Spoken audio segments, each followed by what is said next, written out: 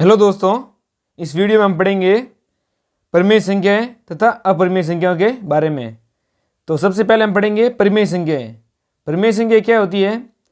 इसमें 3 कंडीशन होती है। परिमेय संख्या होने के लिए हमें 3 कंडीशन होना आवश्यक है। तो क्या होगा? जिस संख्या को P बटे Q के रूप में लिखा जा सके, यानी जो संख्या होगी उसे P बटे Q के रूप में लिखा जाना चाहिए, और P और जो Q का मान होगा वो पूर्णांक संख्या में होना चाहिए।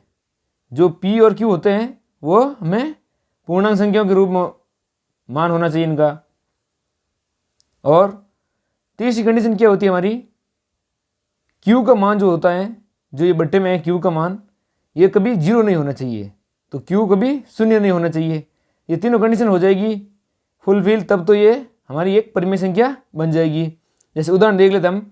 सबसे पहला उदाहरण है 3, 5 और 7। आप बोलोगे कि यहाँ पे तो P बट्टे Q के रूप में है नहीं, तो मैं इसको ऐसे लिख सकता हूँ 3/1। तो देखो यहाँ पे ये P के रूप में हो गया। P का मान 3 है और Q का मान 1 है, और ये दोनों P और Q दोनों पूर्णांक के रूप में है। और जो Q है, ये Q 0 के बराबर भी नहीं है, क्योंकि Q का मान हमारे पास क्या है यहाँ पर? 1 है। वैसे वैसे यहाँ पर 5/1 लिख सकता हूँ, तो ये P बटे Q के रूप में हो जाएगा। और 7/1 लिख दूंगा तो भी ये P बटे Q के रूप में हो जाएगा। और देखो ये तो ऐसे ही P बटे Q के रूप में है ही है। ये P हो गया, ये Q हो गया, और Q नॉट इक्वल टू 0 है, क्योंकि यहाँ पे Q का मान कितना है? 3 है। वैसे वैसे 5/8 है और 7/9 है। अब देखो यहाँ पे 22/7 है। ये भी एक परिमेय संख्या है इसे, क्योंकि इसे भी P बटे Q के रूप में लिखा जा सकता है। और Q का मान यहाँ पे क्या है? 7 है। Q 0 तो नहीं है, तो इसलिए ये 22/7 जो हमारा पाई का लगभग मान होता है। पाई का एग्जैक्ट मान 22/7 नहीं होता है, पाई का लगभग मान ही 22/7 होता है। इसलिए हम इसको परिमेय संख्या में लिखते हैं, और जो पाई होता है उसको हम अपरिमेय संख्या में लिखते हैं। वो हम आगे देखेंगे। तो देखो, अब हम आगे पढ़ेंगे अपरिमेय संख्याएं। अपरिमेय संख्या किसे कहेंगे?